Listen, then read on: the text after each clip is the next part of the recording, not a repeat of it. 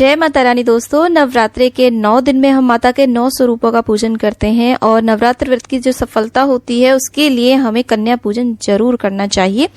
कन्या पूजन किसी किसी के यहाँ पर तो अष्टमी के दिन किया जाता है, किसी के यहाँ पर नौमी के दिन किया जाता है। तो जैसे भी आपके यहाँ पर होता हो वैसा आप करें। एक दिन पहले कन्याओं को न्योता जाता है, उनके घर संदेशा दिया जाता है कि कल आप हमारे घर जीमने आना। और इस प्रकार से देखिए, सुबह सवेरे अपना पूजन संपूर्ण कर ले। आखिरी दिन की पूजा कैसे की जाती है इसका वीडियो चैनल पे आ चुका है, आप देख सकते हैं। और यहाँ पर चरण धुलाई के सामान को हमने रख लिया है और कन्या को हम टीका करेंगे। शुद्ध सात्विक भोजन बनाया जाता है। भोजन में मुख्य रूप से बनाए जाते हैं काले चने और हलवा और पूड़ी। इसके अलावा आप खीर भी बना सकते हैं और जो भी एक्स्ट्रा बनाना चाहें वो बना सकते हैं, पर ये जरूर बनाए जाते हैं। तो ऐसे हम तैयारी कर लेंगे। उसके बाद में हम कन्याओं का स्वागत करते हैं। ऐसी भावना करते हैं कि माता भगवती कन्याओं के रूप में हमारे घर आ रही है। तो देखिए, वैसे तो 9 कन्या और 1 लांगूर जिमाया जाता है। इसके अलावा आपके जितनी भी मिल पाए, आपको देखिए 5 मिल पाए तो 5 का भी पूजन कर सकते हैं। ज्यादा मिलती है तो ज्यादा का भी आप पूजन कर सकते हैं। तो यहाँ पर हम उनके चरण धुलने का और टीका करने का सामान ले आए हैं। तो परिवार के प्रत्येक सदस्य इस पूजन में अवश्य रूप से सम्मिलित हो और अपने बच्चों से, लड़कों से जरूर इस पूजन को करवाएं। और साथ में देखिए, ऐसे हम चरण धुलते हैं और वस्त्र कपड़े से पोंछ दे चरणों को। और उसके बाद में सभी के चरण धुलाने के बाद में सभी का हम श्रृंगार करेंगे, टीका करेंगे और उसके बाद में सभी को हम महावर लगाएंगे। माता रानी के चरणों में कुमकुम जरूर लगाएं, महावर जरूर लगाएं, श्रृंगार करें कन्याओं का इस तरीके से। और कोशिश करें कि पहले नंबर पे आप कन्याओं को जिमाने की कोशिश करें, क्योंकि सुबह सुबह जब हम कन्याओं को जिमाते हैं तो वो कुछ भी खाए हुए नहीं होती हैं, तो वो अच्छी प्रकार से हमारे घर जिमती हैं। तो इससे हमें माता रानी का आशीर्वाद प्राप्त होता है। तो देखिए, अलग अलग उम्र की कन्याओं को जिमाने का अलग अलग महत्व होता है। तो जैसे भी हो, 2 साल से लेकर के 10 साल तक की कन्या के पूजन का विधान बताया गया है। तो आप जैसे भी कन्या मिल पाती हैं आप उनका पूजन करें। सभी को इस प्रकार से रोली से टीका करें, अक्षत अर्पित करें उनके माथे पर और पैरों में महावर जरूर लगा दें। तो ऐसे कन्याओं का वेलकम करेंगे। देखिए, इस तरीके से श्रृंगार कर दें कन्याओं का। तो बहुत ही महत्व बताया गया हमारे धर्मशास्त्रों में कन्या पूजन का।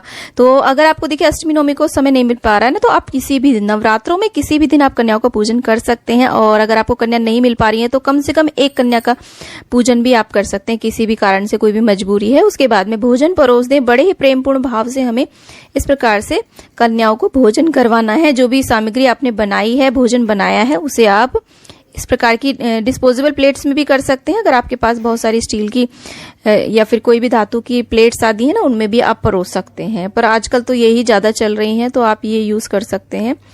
भोजन परोसने के बाद में आप कोई ना कोई फल जरूर यहाँ पर कन्याओं को दें। तो कई बार प्रश्न आता है कि पहले कन्या पूजन करें, पहले हवन करें। तो देखिए, सबसे पहले हवन कंप्लीट किया जाता है, पूर्णाहुति हवन कंप्लीट किया जाता है। पहले उसमें भोग अर्पित किया जाता है, जो भी हमने यहाँ पर भोग बनाया है। उसके बाद कन्या पूजन किया जाता है। तो यहाँ पर देखिए, फल अर्पित करने के बाद में, खिलाने के बाद में, और जल जरूर यहाँ पर पीने के लिए दें कन्याओं को। और बहुत ही प्रेमपूर्ण भाव से बैठ करके बहुत ही आराम से कन्याओं को जिमाएं, ऐसे भोजन करवाएं। और अपने बच्चों से, अपने मतलब जो भी घर के पुरुष हो ना, वो इस पूजन में अवश्य सम्मिलित हो। कन्याओं के प्रति ये हमारा प्रेम होता है और इस तरीके से बहुत ही प्रेम से हमें कन्याओं का भोजन करवाना है। और तामसिक भोजन हमें बिल्कुल भी नहीं बनाना है। और जो भोजन है ना, वो ऐसा बनाए जो कन्या आराम से खाएं। बहुत ज्यादा ऑयली या फिर बहुत ज्यादा मसाले वाला या बहुत ज्यादा मिर्ची वाला भोजन हम ना बनाएं कि कन्या खा ही ना पाए। उसके बाद में कन्याओं को कुछ ना कुछ गिफ्ट जरूर दें।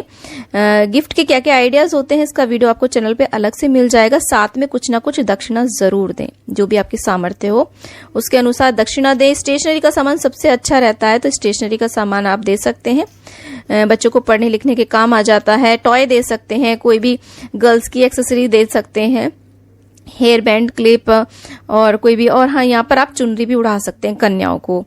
और यहाँ पे देखिए, कोई कोई कन्या जो बहुत छोटी आती है ना, तो उसे आप अपने हाथों से जरूर खिलाएं। तो इससे भी अलग ही पुण्य मिलता है, अलग ही संतोष की प्राप्ति होती है। चरण स्पर्श जरूर करें जब कन्याएं भोजन कर लें, तो सभी के ऐसे चरण स्पर्श करके आप आशीर्वाद अवश्य रूप से ले लें माता रानी का। तो ऐसे आप कन्या पूजन करें। अपने पुत्रों से भी कन्याओं के चरण अवश्य रूप से यहाँ पर छू। इससे जो हमारे घर के बालक हैं, यानी कि लड़के हैं, उनके मन में कन्याओं के लिए बहुत ही ज्यादा आदर सम्मान पैदा होता है और वो कन्याओं का सदैव आगे तक आदर सम्मान करते हैं और उनमें संस्कार आते हैं। तो ये संस्कार हमें अपने बच्चों में अवश्य डालने चाहिए। कन्या पूजन खासकर अपने लड़कों से अवश्य करवाएं, चरण स्पर्श करवाएं कन्याओं का।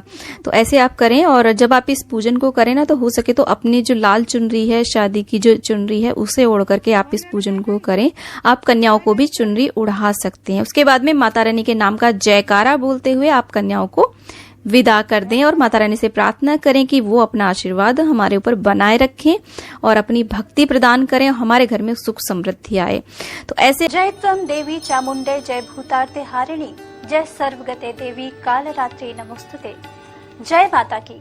दर्शकों, आप सभी को नवरात्रि के पावन पर्व की हार्दिक शुभकामनाएं। धर्म स्नेही बंधुओं, वर्ष में 4 नवरात्रि होती है, 2 गुप्त नवरात्रि और चैत्र एवं शारदीय नवरात्रि। नवरात्रि में अष्टमी या फिर नवमी को कन्या पूजन करने का विधान है। कहा जाता है कन्या पूजन के बाद ही व्रत का संपूर्ण फल प्राप्त होता है। तो आइए नवरात्रि के उल्लासमय वातावरण में कन्या पूजन के दौरान किन बातों का ध्यान रखना होता है, इसके बारे में आज आपको विस्तार से जानकारी देते हैं। नवरात्रि की धूम पूरे देश भर में है। इन दिनों मंदिर ही नहीं, घर घर पूजन हवन यज्ञ होते देखा जा सकता है। तो वहीं कहीं माता की चौकियां करवाकर लोग उसमें सम्मिलित होकर पुण्यार्जन करते हैं, तो कहीं भजन संध्या का आयोजन होता है।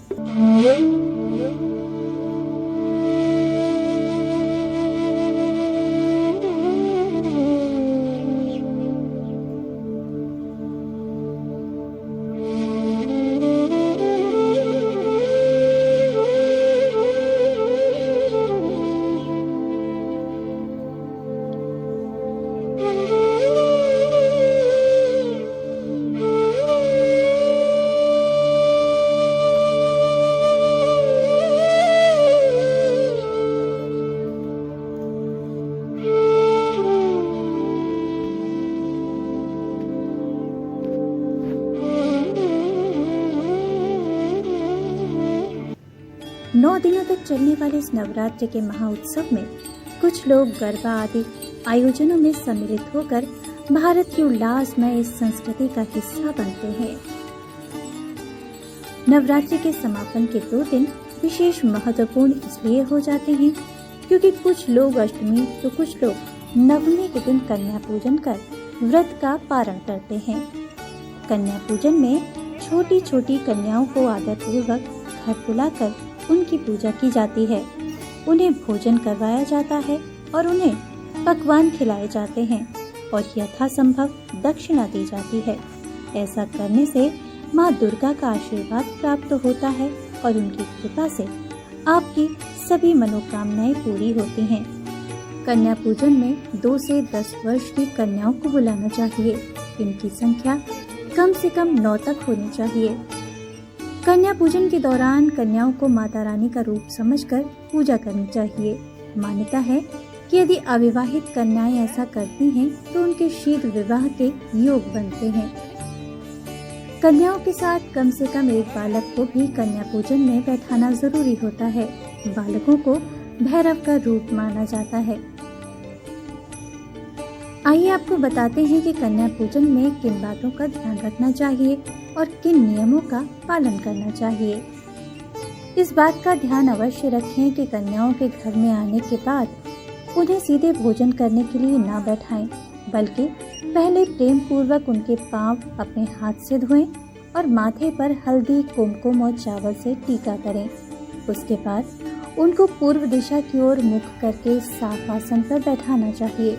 फिर कन्याओं को खीर, पूरी, सब्जी और हलवा, चना इत्यादि आदर पूर्वक परोसें। कन्याओं को इस दिन भूल कर भी बासा भोजन न करवाएं। कन्याओं का किसी प्रकार से अपमान न करें। कन्याओं के लिए जो भोजन बनाएं उसमें भूलकर भी लहसुन प्याज का प्रयोग न करें। कन्याओं को भोजन करवाने से पहले भोजन को जूठा न करें। भोजन करवाने के पश्चात उन्हें अपनी सामर्थ्य के अनुसार उपहार स्वरूप कुछ वस्तुएं भेंट करें। इनमें फल, सिक्के, लाल चुनरी, मिठाई, एक कोई बर्तन आप ले सकते हैं। अगर सामर्थ्य ना हो तो आप इनमें से कोई एक चीज भी दे सकते हैं।